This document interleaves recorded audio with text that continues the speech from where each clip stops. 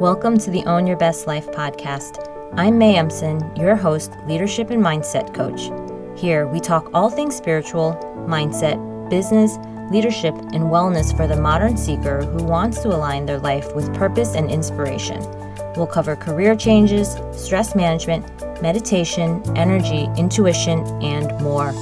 Each episode holds spiritual and practical tools to help you live a life of your wildest dreams without getting burnt out along the way. Ready to live a life on your own terms? This is the Own Your Best Life podcast.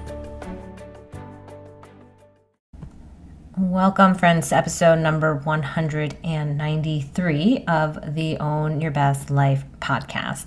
So one of the approaches that make my coaching unique is how I blend in practicality with spirituality. And people often come to me wanting to make the best decisions possible so that they can maximize their happiness, their financial success, their energy, their results, which is why they resonate with my approach that takes into account intuition and logic. So you're going to learn today why you can trust your intuition and how that can become your edge as you think about your place in a world of logical thinkers and what makes you unique and hard to replicate. So let's dive in. So I love this topic because most of us have been trained to not trust our intuition and to trust logic. And as someone that was previously a management consultant, I remember when I was in that mind frame, so much so that when I did my Myers-Briggs and my results for, there is, one of the factors of the 4 attributes that you come up with was, this feeler versus this thinker, it was on the edge. And if you actually know me, the feeling side is very heavy. But because of the training and the deep training that I had and the practice that I had using very logical thinking constantly, I was on the edge when I was answering that set of questions for that assessment. And so I know how powerful your environment can be to condition you to disregard some of that intuitive sense that you have and to only rely on logic. But that belief that logic is the most important decision-making criteria is one of the biggest lies about how to think about what's next for your life and your career. And it completely makes sense why you might think that you should only rely on logic. We have been trained to read numbers, to make decisions based on analytics and data, to make sure that your emotions don't run the show. And you want to do what's best, not just for yourself, but also for your team, your organization, and those around you. And you feel like that logic-based argument is infallible and that people won't be able to poke a hole in your decision. And you also don't want to be perceived as a pushover or as too soft. Yet I want to check in with you on a decision that you're thinking about today in terms of what's next for your life and your career. You have something in your mind. I want to ask you this. What number or what logic-only criteria are you going to use that's going to tell you what's right for your next move? And if it was only a logic and numbers-based game, you might choose the job, the role, make the decision that makes you the most money or has you working the least amount of time, something to that end. So how do you quantify things like strengths, your passions, your interests, your curiosity, your impact, the people that you work with? All of those can be non-financial and qualitative measures.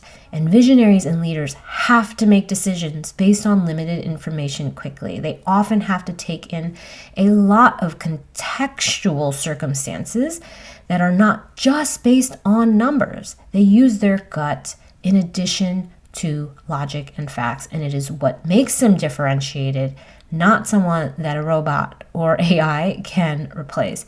For example, if one were to think about the decision of buying a house and only thought about it in terms of numbers, you would think that buying a house is a poor decision. It is. If the decision was purely financial, the best financial decision that maximizes the amount of money you have would be to pay the least amount and live in the bare minimum that you can tolerate for that amount, and perhaps find alternative investment vehicles for that money. And it wouldn't be taking into account perhaps quality of life or the feeling of stability that often accompanies home ownership. An expansive life isn't one where you repeat the same days as yesterday. It requires more of the unknown, and leaders create certainty from uncertain situations by making visions, thoughts, ideas real through their belief, through their data, and their unique blend of intuitive leadership. So every time you throw away the sixth sense, the intuitive nudge that you have to go, to stay, to do something different, you learn to trust only what you know as facts, which is the things that you've already done in the past. And these are what I call the habits of overworked leaders, because often overworked leaders are so tired, they're so busy, and they stop trusting their own decisions. They want others to decide because in fact, sometimes it's easier. You have less of your own stake in mind when you can say, well, this is what that person wants. This is what they think is best. And when you want others to decide for you and you follow what feels safe, you do this because the possibilities of choice feel overwhelming and they start to look like everyone else. And not only that, they don't exercise and grow their brain. Every time someone else makes that decision for you, their brain grows. They've thought through all the things. They've taken the wealth of experience that they have that harnesses their intuition, and then they use it and then they get better. And when you stop doing that and you stop taking those small risks to lean into that sixth sense, you take the biggest risk of all, which is not growing your own potential, your own leadership, your own brain. And so how do you listen to your intuition while making good decisions? You use conscious and subconscious decision models. And what does that involve? It requires a decision-making strategy that I'm going to share with you today. I've talked a little bit about this in the last podcast, but this is the inner compass thinking. And it warrants a lot of time and attention because we make huge decisions when we work together in coaching and in life. As you think about your career, you're not done with this one career decision. You are constantly making decisions on an everyday basis that impact your next move, that impact your reputation, that impact your future work, and the amount of money that you could be making, the amount of time that you get to have, and the kind of strategy and impact that you will start to develop for yourself. So this is why it's important. And this set of guiding principles clarifies your decision-making process. It helps you think intelligently and stay true to your own goals and desires while bringing other people along. Because the more clear you are, the simpler it is for other people to get on board.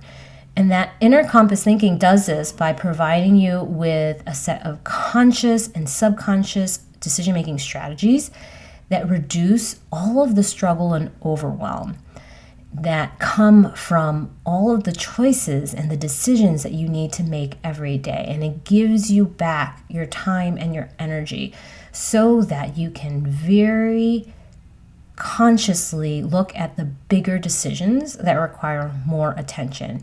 And you stop hearing all the other voices that cloud your judgment, and your confidence in yourself as a leader grows. And what often happens is that people stay too long in a place or an organization and it doesn't work for them because they don't use this type of thinking, and they're worried even after they've had that experience about rocking the boat or making an impossible decision. So that's why they usually stay. And maybe they've done it more than once. And you probably resonate with this, especially if you're a great team player.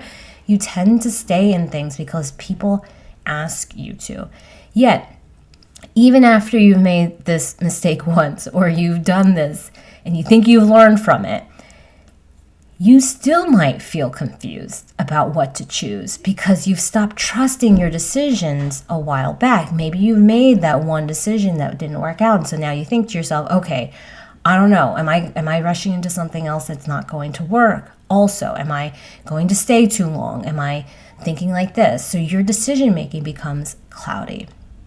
And this is why when I work with clients on inner compass thinking, we do it in ways that help them build that muscle back until they can rely not only on it, but they can see the results. They see the results of it financially, professionally, personally, and their spiritual practices grow, which is their clarity in terms of what they value and what's really important to them, and the alignment and the congruence of having that set of values show up in their daily life. They become more confident and they feel like they are this different person in the level of clarity they have about what they want and who they are. So I want to check in with you. Do you want to continue relying on logic and practicality alone and ignore your intuition, the spirituality, the ultimate edge that you have, while others are growing their capacity to build and create big things? Or do you want to leverage your intuition to create not only career clarity and focus on what you need to do next to have a fulfilling career with the kind of work-life balance you want, but to also keep creating success consistently as a leader? If you want to do the latter, if you want to learn how to leverage that intuitive side of you along with building the practical leadership skills and the conscious decision-making models, then I invite you to join me inside of Spiritual Achiever Coaching. You can go to mayemson.com/spiritual achiever. It is risk-free. You can try it out and see if it's for you, and we'll get clarity on what you want next and then figure out how to go and do it, or you can get your money back. So we have the next retreat coming up in Puerto Escondido in Mexico in February. I'm so excited for this. We're going to dive deep into some of the bigger practices and immersive practices that you get when you get to spend time with me for a little bit longer on a retreat. So I invite you guys to join in. So if you want to learn more, you can go to mayemson.com/retreat. All right, my friends, you have an amazing week. I will talk to you next time. Thanks so much for joining us this week on Own Your Best Life. Make sure to subscribe to the show on iTunes or wherever you listen to podcasts so that you'll never miss a show. And while you're at it, can you please rate and review on iTunes? I would so appreciate it. Share it with a friend, take a screenshot of it, and tag @MayEmson. This helps continue to get the word out. For more show notes and resources, check out www.mayemson.com. It'll have all the links to everything you heard here today. Thanks so much for listening. It's time to own your best life.